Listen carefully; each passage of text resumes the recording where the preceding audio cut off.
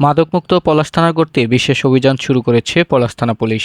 এরই অংশ হিসেবে গতকাল বিকেল থেকে গোড়াশালের পৌর এলাকার বিভিন্ন স্থানে মাদকসেবী ও মাদক ব্যবসায়ীদের গ্রেপ্তার করতে পলাশ থানা ওসি শাহেদ আল মামুনের নেতৃত্বে বিশেষ অভিযান শুরু হয়।